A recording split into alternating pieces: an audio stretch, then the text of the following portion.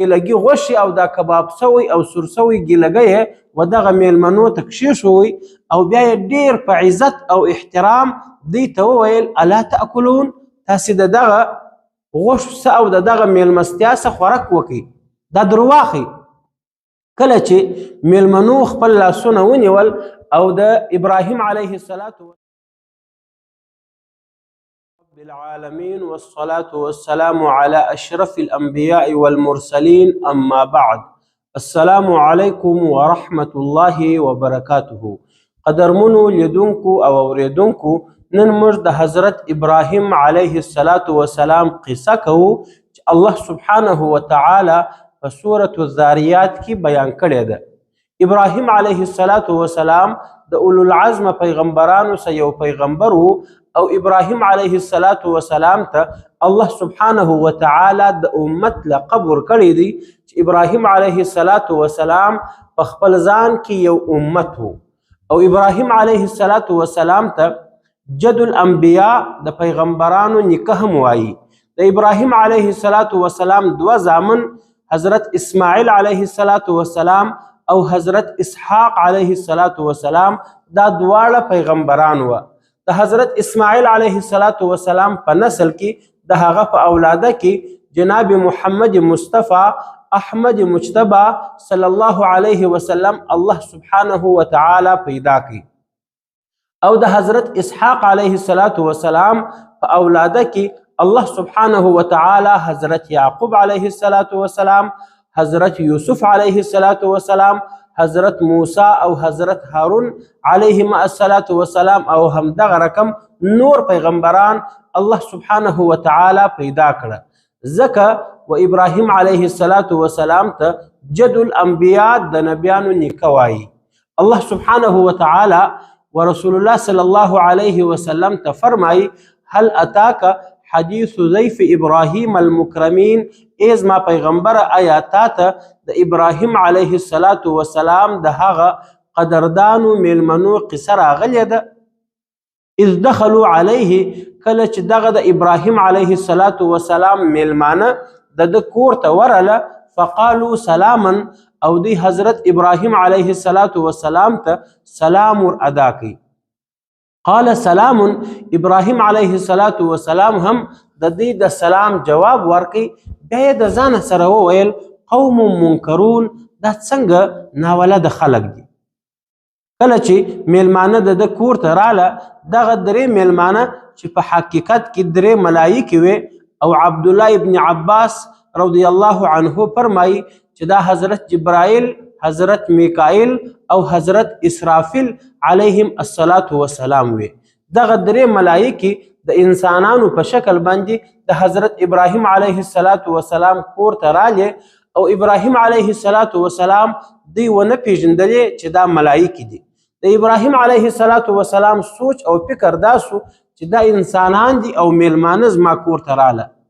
الله سبحانه وتعالی فرمای فراغ الی اهله، ابراهیم علیه السلام د دې میلمنو سره داسې پټ ولاړ سو، کور ته ولاړی. فجاء بعجل سمین، د اخوایه و میلمنو ته یو چاغ ګیلګی حلال کړي، کباب یې کړي، سور یې کړي او میلمنو ته یې راوړي. فقربه الیهم، بیا دغه د ګیلګي غوښې او دا کباب سوی او سور سوی ګیلګی و دغه میلمنو ته کښېښوی او بیا یې ډېر په عزت او احترام دوی ته وویل الا تأکلون، تاسې د دغه غوښو څه او د دغه میلمستیا څه خوراک وکئ، دا درواخئ. کله چې میلمنو خپل لاسونه ونیول او د ابراهیم علیه السلام د هغه میلمستیا څه یې خوراک ونه کړي فاوجس منهم خیفه، د ابراهیم علیه السلام په زړه کې د دوی څه یو بیره پیدا سوه. په هغه زمانه کې چې به کله میلمانه کور ته راله او میلمنو به خوراک نه کوئ نو د دې علامه به دا وه چې دا میلمانه نه دي، دا دشمنان دي. ابراهیم علیه السلام هم د دې د خوراک د نه کولو په وجه د ده په زړه کې بیره او خوف رالی.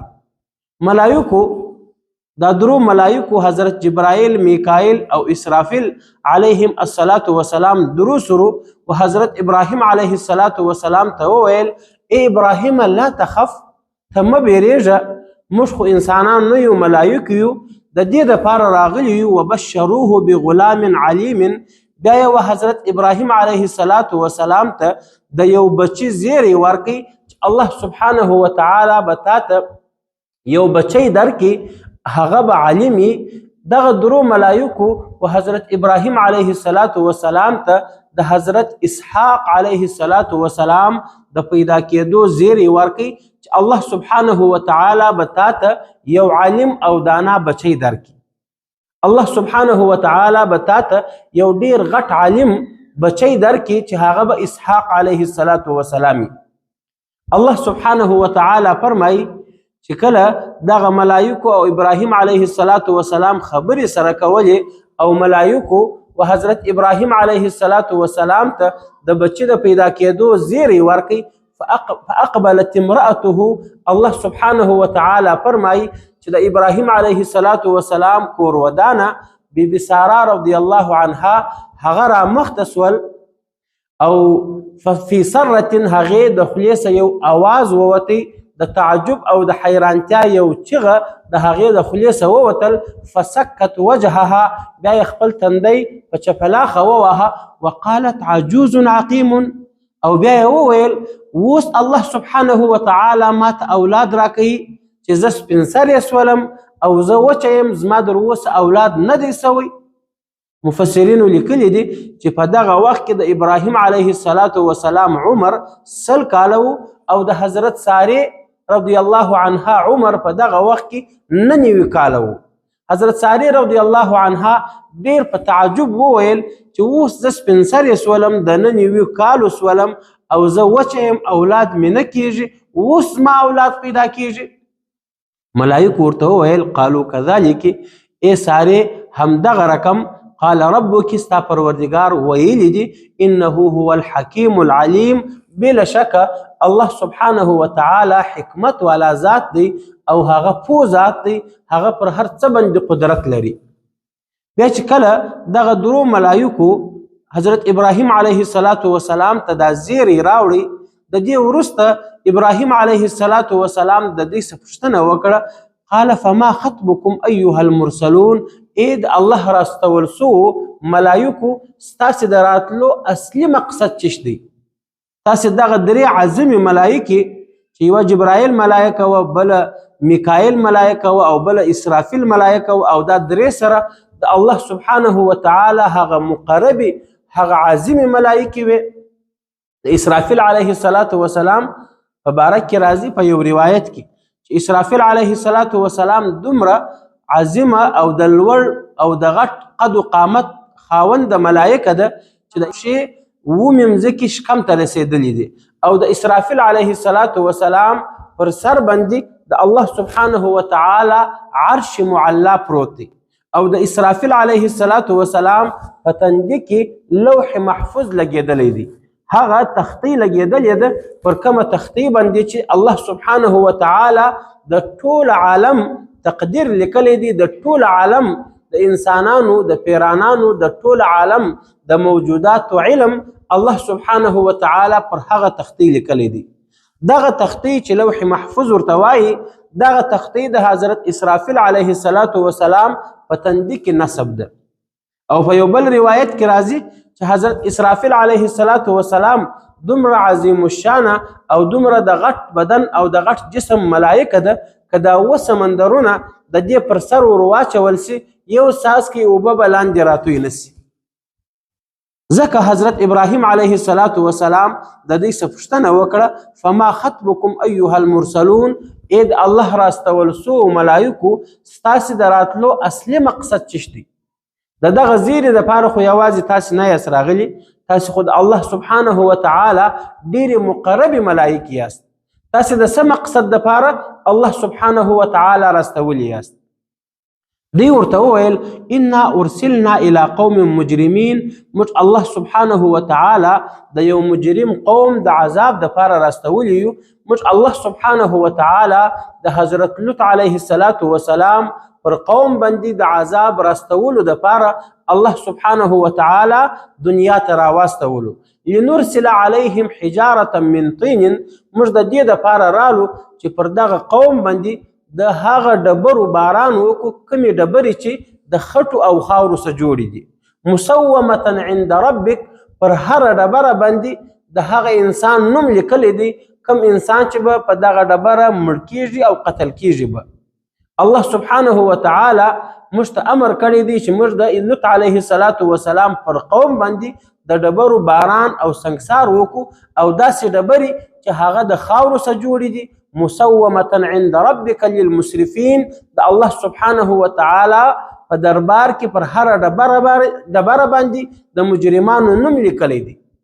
فاخرجنا من كان فيها من المؤمنین، د هغه شار څخه چې په هغه کې د لوط علیه السلام قوم آباد دی او هغه د صدوم شارو.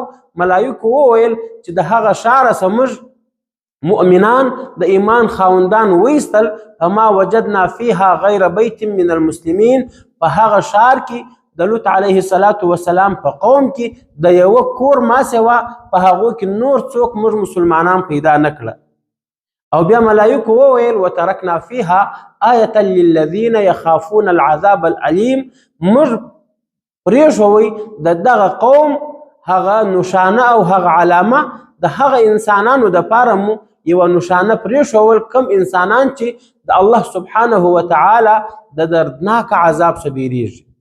دغه د لوط علیه السلام د قوم پاته نشانه نو هغه نشانه ده چې موږ د حضرت لوط علیه السلام په قصه کې وویل چې دا یو بحر دی.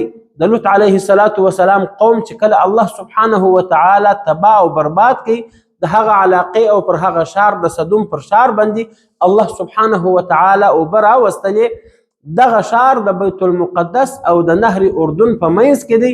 و دغه بحر ته و دغه ځای ته چې الله سبحانه وتعالی عذاب پر راوستی، و دغه ځای ته مفسرینو لیکلي دي چې دې ته بحر میت وایي یا بحر لوط وایي.